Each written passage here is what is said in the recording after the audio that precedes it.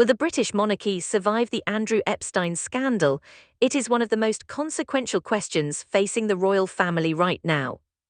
And today we are going to answer it, not with speculation, not with hot takes, but with genuine historical perspective. Because to understand where the monarchy is going, you first need to understand where it has been.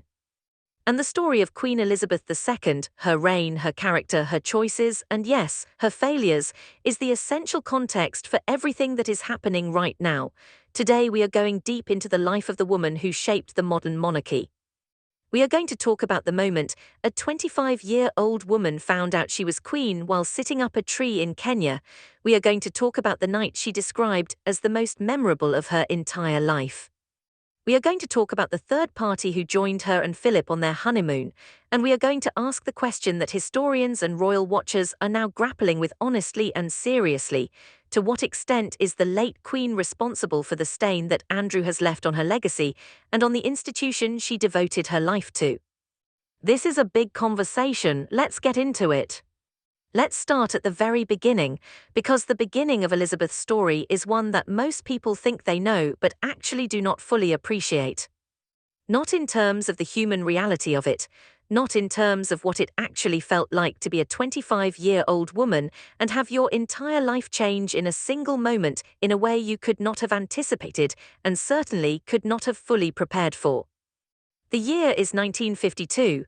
Elizabeth and her husband Prince Philip are on tour, a Commonwealth tour that was taking them through Kenya on the way to Australia and New Zealand. This was not a quick hop on a plane. International travel in 1952 was slow, complicated, and involved multiple stops along the way. They were a long way from home in every sense, and on the night of the 5th of February, while Princess Elizabeth was up a tree, literally in a treehouse, watching rhinoceros and hippopotamus and elephants in the Kenyan wilderness, her father, King George VI, died in his sleep at Sandringham.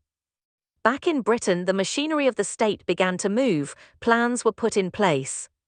The transition of power began, and news began to travel slowly because this was 1952 and there was no internet, no 24-hour news cycle, no instant communication towards the young princess who was, in that moment, still blissfully unaware. She was among the very last people to find out. Her private secretary received the news first. And it was Prince Philip who was asked to break it to her. He took her out into the garden. Away from everyone else, just the two of them. And he told her that her father was dead and that she was queen.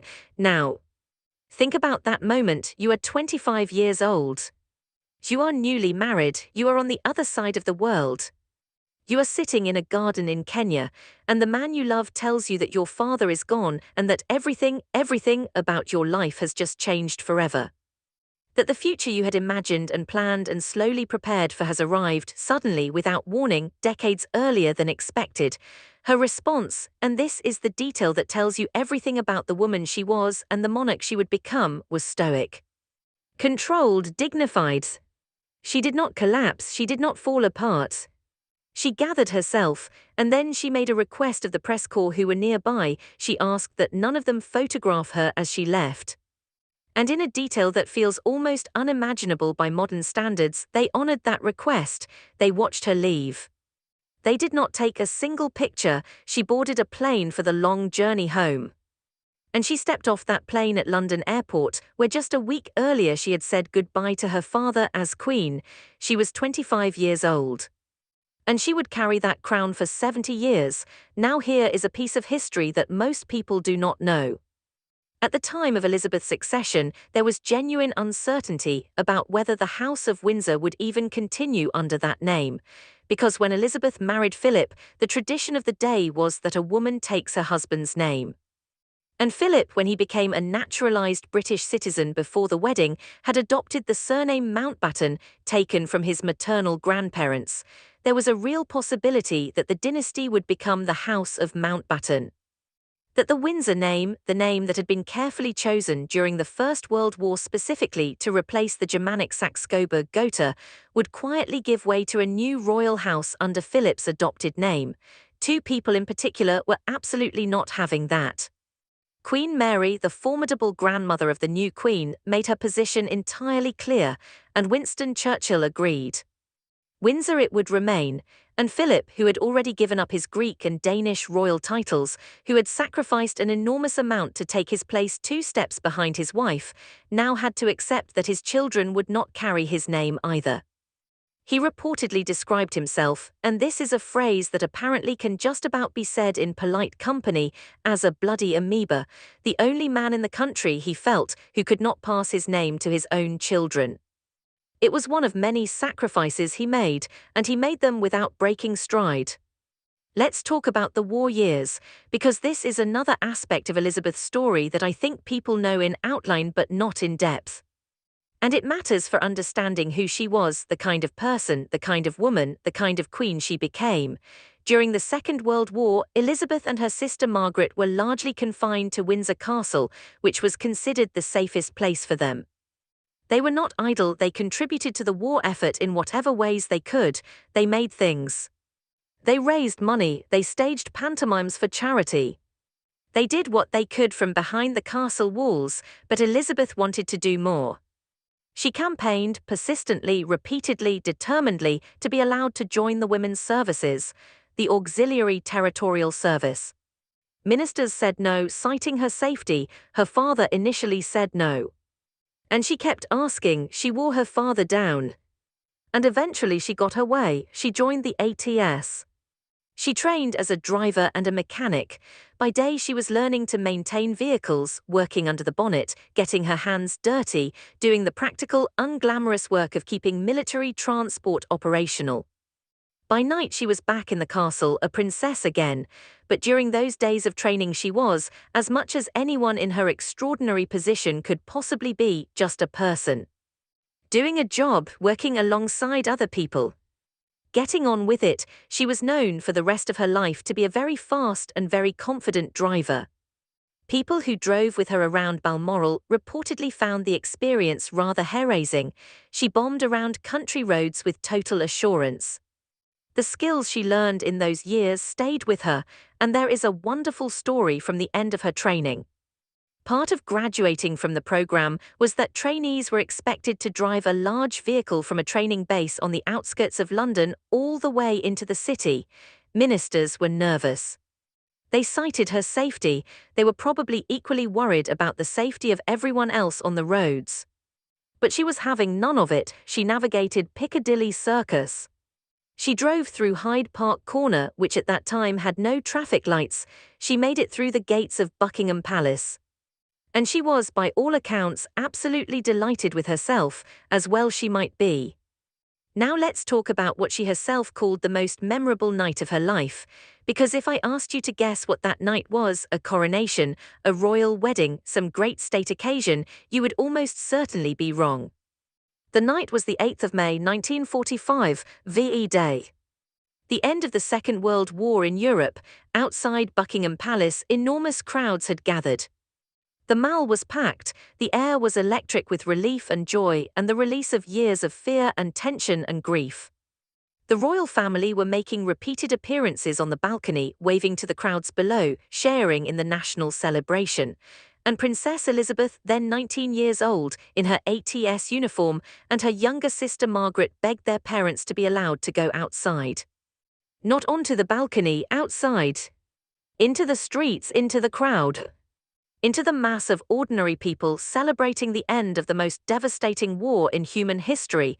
The King and Queen said yes. On one condition, they had to be accompanied by a group of trusted officers and private secretaries, a party of about 16 people in total, and out they went. Into the crowd, anonymously. Just 2 young women among thousands, swept up in the extraordinary emotion of that night. Elizabeth later recalled long lines of people linking arms. The sense of shared joy, shared relief, shared humanity. They made their way down Whitehall. They even got as far as the Ritz.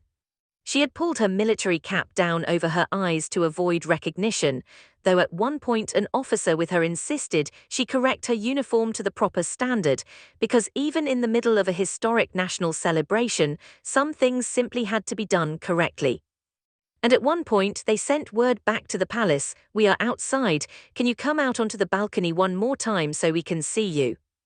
And the King and Queen came out. And Princess Elizabeth stood in the crowd below and watched her own parents appear on the balcony of Buckingham Palace, a view she would never normally have. She called it the most memorable night of her life. Let's talk about Philip. Because you cannot tell the story of Elizabeth without telling the story of their relationship. And the relationship is more complicated, more interesting, and more significant than the popular version of it often acknowledges. Their engagement in 1947 caused considerable controversy. Philip had several things working against him. His sisters were all married to German noblemen with connections to the Nazi Party, which was, in 1947, not a comfortable family association to have. He was foreign-born. He had very little money of his own. He had, by the accounts of those who knew him at the time, a somewhat boisterous personality and a tendency to say exactly what he thought without much filtering. The king and queen liked him well enough but had reservations. Was he appropriate? Was he ready? Was their daughter perhaps too young? He went on to become the longest-serving consort in British history. And as the years passed, more and more people came to credit a significant part of the Queen's success, her stability, her consistency, her extraordinary longevity as a monarch, to his support. He walked 2 steps behind her for decades. He gave up his name, his titles, his career ambitions, his freedom to be his own man in the world. He made himself smaller so that she could be bigger. And he did it because he understood profoundly, practically, without sentimentality, that it was not about him. It was not about them as a family. It was about something larger. The nation. The institution. The role. That is a remarkable thing to understand and to live by. And he did live by it. Every single day. And to illustrate just how early Philip understood what he was getting into, on their honeymoon, there was a third party present. Not a person. A corgi. Her name was Susan. The Queen had been given Susan on her 18th birthday, and they were, by all accounts, completely inseparable.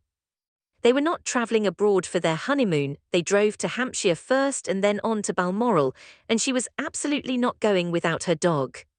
Philip, to his credit, appears to have understood very early on where he would be ranking in the grand scheme of his wife's affections. Probably distant second to the corgis. He made his peace with it and got on with it. Which tells you quite a lot about the man. There is a story about Queen Elizabeth and her sister Margaret that has been told wrongly for so long that the wrong version has essentially become accepted fact. And I want to correct it. Because it matters for how we understand Elizabeth's character and her legacy. For years, Elizabeth was criticized, sometimes quite strongly, for allegedly banning her sister Princess Margaret from marrying Group Captain Peter Townsend. The story, as most people know it, is that the Queen blocked the match. That she prioritized the institution over her sister's happiness. That she chose duty over love, her own flesh and blood be damned. The Crown repeated this version. Dramatized it. Made it vivid and emotionally compelling. And because The Crown is so beautifully made, the costumes, the sets, the performances, it has the quality of documentary even though it is fiction. When Philip died, a significant portion of the American media's coverage drew heavily on the Crown version of events because that was the version most American viewers had seen. That is, frankly, a serious problem with highly produced historical drama and the way people consume it as fact. Here is what actually happened, based on documents released by the National Archives in the early 2000s. The Queen did not ban the marriage. She worked with Prime Minister Anthony Eden to find a solution that would allow Margaret to marry Townsend if she chose to. The arrangement would have required Margaret to give up her place in the line of succession because Townsend was a divorcee and the Church, the Commonwealth realms and the Dominion Prime Ministers were all firmly opposed to the match under any other terms. So the Queen offered her sister a choice. Not a ban. A choice. Marry him, give up your succession rights.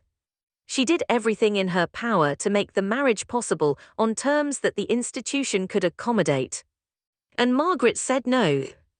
Given enough time to think about it, perhaps with the romance of the forbidden removed now that it was actually permitted, she decided she did not want to go ahead. It was Margaret's decision, not the Queen's bans. This is an important distinction, because the version of Elizabeth that emerges from the real story is very different from the version the Crown gave us. Not a cold, institutional woman sacrificing her sister's happiness on the altar of duty, but a woman who genuinely tried to give her sister what she wanted within the constraints she was working with. Now, the question you came here for. The question that is hanging over everything right now. Queen Elizabeth and Andrew's. The stain he has left on her legacy. What she knew. What she did. What she should have done. And how much of this is on her. Let me give you the honest, full answer. Because it deserves that. First, the question of whether Andrew was the Queen's favourite child. This is one of those claims that has been repeated so often it has become treated as established fact. But it is worth asking, where exactly did the Queen ever say he was her favourite? When did she ever publicly or privately make that claim? What actually happened, when you look at the full picture, is more understandable and more human than the favourite child narrative suggests. When Charles was born in 1948 and Anne in 1950, the Queen became the Queen in 1952. She was a young woman in a man's world thrust into a role for which she had had limited preparation. The demands of the early years of her reign were enormous. Her older children's childhoods suffered as a result. That is simply true. By the time Andrew came along in 1960 and Edward in 1964, she was much more settled. She knew what was expected of her. She had found her rhythms. She was able to invest more time, more presence, more of herself in their childhoods. It was, in a sense, a second chance at parenting. And she took it. Then later, Andrew had not remarried after his divorce from Sarah Ferguson. Charles had remarried. Anne had remarried. Edward had married. Everyone else had their own family units, their own domestic lives, their own gravitational centers.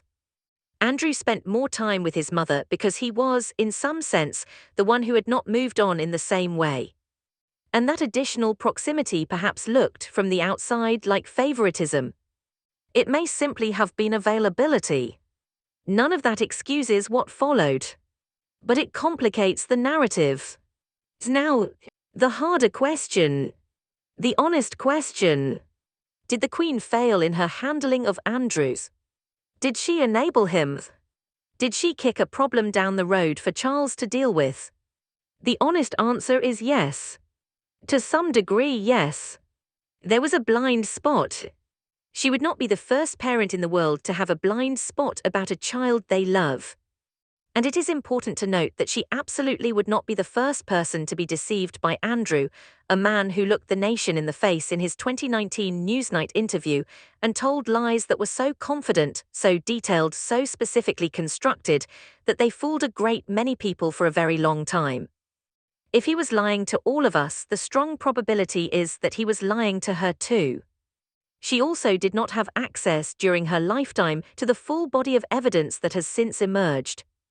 Andrew's most recent arrest came about in significant part because of millions of newly released documents from the United States. The Queen did not have those documents. She was working, as we all were, with incomplete information. And by the end of her life she was 96 years old. She had lost her husband. She was in poor health. She was working, by all accounts, right up until the very last days of her life, meeting Liz Truss just 48 hours before she died. She was tired. She had earned the right to be tired. Perhaps the energy required to confront the full horror of what Andrew represented simply was not there. None of this entirely absolves her. But it contextualizes her. And context matters. What is the honest assessment of her legacy? Now, in the middle of this crisis, with Andrew's arrest dominating headlines and new revelations arriving almost daily, the Andrew situation is a stain. There is no getting around that. It will be part of the story of her reign. It will appear in the historical accounts. It will be one of the things future generations associate with her legacy. That is simply true, and to pretend otherwise would be dishonest. But here is the other truth. Elizabeth came to the throne at 25 years old and held it for 70 years. 70 years! She oversaw the dissolution of the British Empire and the transformation of the Commonwealth. She navigated war, revolution, reformation, abdication, divorce, death, events that would have broken lesser institutions and lesser people. She watched governments rise and fall, 15 prime ministers from Churchill to Truss. She adapted. She endured. She showed up. Every single day for 70 years. She set records that will never be broken. We will almost certainly never see a reign as long as hers again. We will never see a funeral like hers again, the scale of it, the reverence of it, the global outpouring of grief and respect and genuine sorrow. People who had never met her, who lived on the other side of the world, who had no particular reason to care about British royalty, wept. Because she had meant something. Because she had stood for something. Because across 7 decades she had embodied, imperfectly and humanly but with extraordinary consistency, the idea that service matters. That duty is real. That some things are bigger than the individual. That is a remarkable legacy.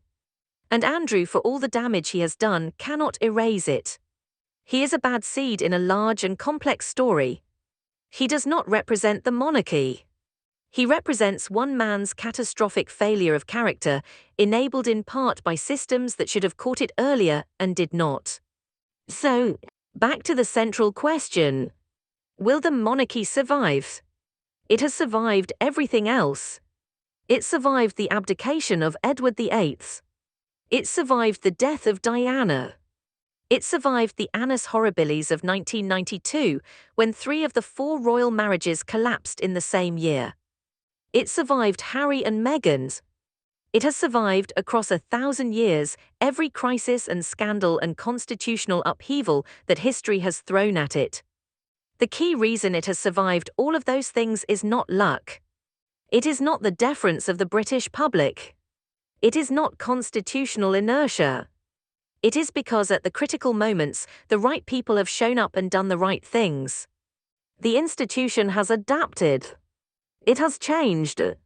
It has moved with the times while maintaining the continuity that gives it meaning.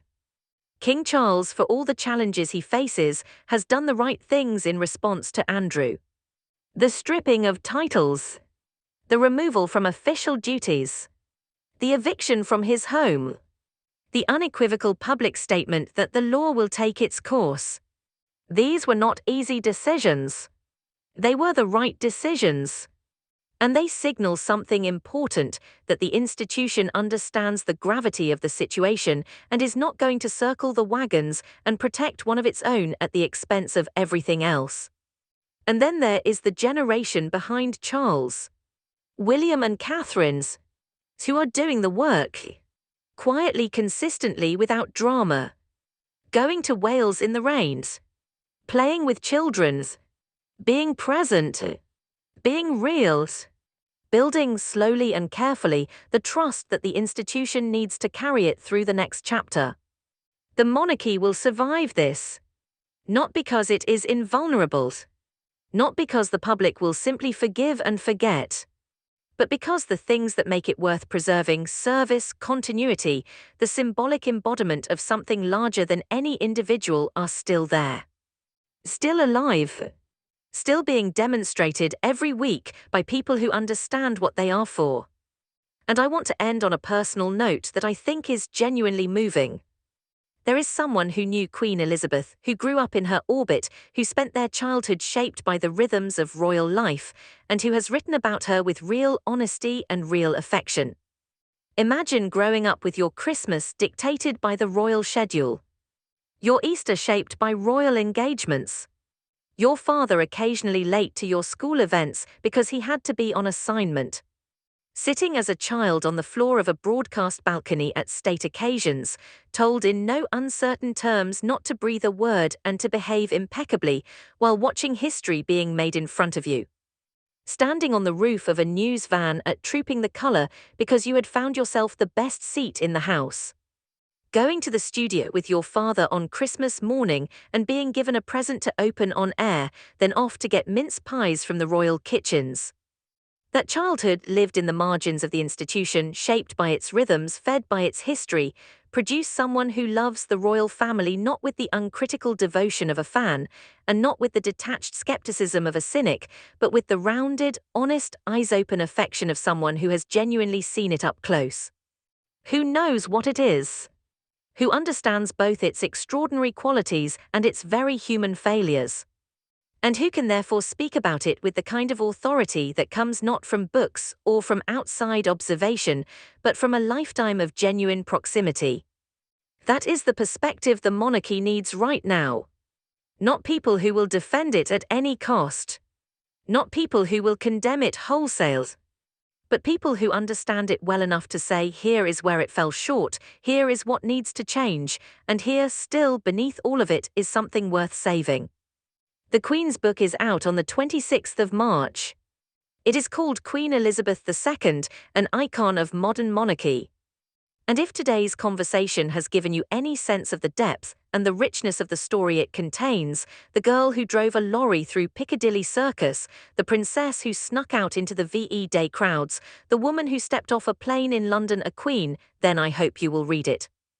Because understanding where this institution came from is the essential first step to understanding where it needs to go. If you are not yet subscribed to this channel, please do it now. It is free. It takes 2 seconds. And at a time when the royal story is moving faster than perhaps it ever has, you cannot afford to miss a single episode. Thank you so much for watching. I will see you next week.